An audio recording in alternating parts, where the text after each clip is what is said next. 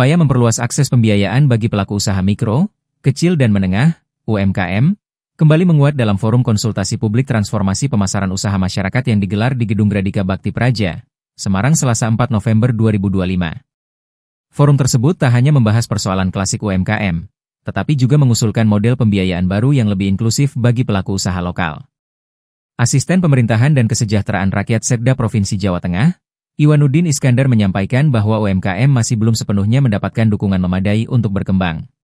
Selain lemah dari sisi permodalan dan kualitas SDM, UMKM juga harus berhadapan dengan serbuan produk impor yang lebih kompetitif dari segi harga maupun kualitas. Kondisi tersebut membuat banyak UMKM kesulitan memperluas pasar. Meski pemerintah telah menyalurkan berbagai program pendampingan, Iwanuddin menilai upaya tersebut belum optimal.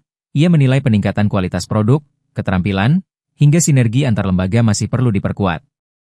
Pelaku UMKM membutuhkan dukungan yang lebih terarah, terutama dalam hal pemasaran, pengemasan dan perluasan kerjasama dengan sektor lain.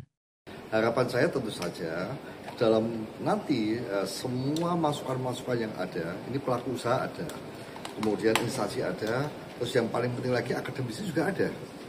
Supaya apa Pak? Supaya yang berkaitan dengan keinginan para pelaku UMKM, kesulitan pemerintah daerah dan teori-teori yang ada di dalam para akademisi dapat dipelajari. Apa itu? Ya, UMKM pada umumnya sangat rentan dari yang namanya persaingan. UMKM sangat rentan dari segi pendanaan. UMKM juga sangat rentan dari aspek sinergitas dengan pemerintah pusat, pemerintah provinsi, kabupaten. Mereka semua hanya bisa yang namanya ngomong, yang bisa yang namanya upaya, tapi selama ini kami merasa pemerintah juga masih belum optimal untuk mendukung mereka semua menjadi lebih maju. Sementara dari pemerintah pusat, gagasan pembiayaan alternatif bagi UMKM mulai disoroti. Asisten Deputi Pemasaran Usaha Masyarakat Kemenko Pemberdayaan Masyarakat RI, Abdul Muslim menjelaskan bahwa tidak semua pelaku UMKM mampu memenuhi syarat agunan berbasis aset fisik yang kerap menjadi kendala saat mengajukan pinjaman ke bank. Maka dari itu, pihaknya membuka peluang agar pembiayaan dapat menggunakan jaminan non-fisik seperti hak kekayaan intelektual, HAKI, model bisnis hingga kontrak kerja. Konsep pembiayaan tersebut terinspirasi dari praktik di sejumlah negara maju, di mana pelaku usaha rintisan bisa mendapatkan modal hanya berbekal ide dan rancangan bisnis. Menurutnya, Indonesia dapat menerapkan pendekatan serupa agar UMKM tidak terhambat di tahap awal pengembangan usaha. Kebijakan ini juga diharapkan dapat mendorong inovasi dan kreativitas pelaku usaha. Forum tersebut menjadi tahap awal penyusunan rekomendasi kebijakan yang akan diajukan ke pemerintah pusat. Sejumlah masukan dihimpun dari unsur pentahelis, mulai dari akademisi, pelaku bisnis, komunitas, pemerintah, hingga media. Dengan keterlibatan multi pihak, pemerintah ingin memastikan kebijakan yang lahir nantinya dapat menjawab kebutuhan UMKM secara komprehensif. Harapannya, reformasi skema pembiayaan ini mampu menjadi pintu akselerasi bagi UMKM untuk naik kelas.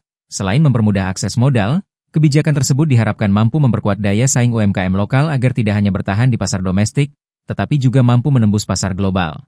Kita berpikir bahwa untuk agunan di Bank Himbara tidak serta-merta harus nilainya aset.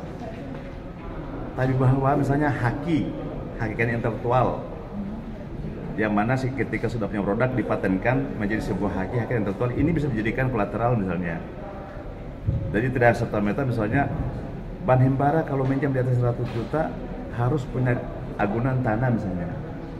Ya seharusnya itu sudah mulai dipikirkan lagi, jangan lagi itu dipakai.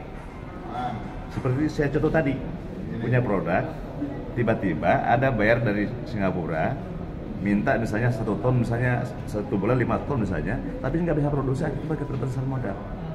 Nah, bicara tentang SPBN itu kaitannya dengan kolateral, dengan agunan. Seharusnya lebih dipikirkan lagi ke depan bahwa agunan itu harus aset. Hafifah Nur Hasanah melaporkan dari Kota Semarang, Jawa Tengah.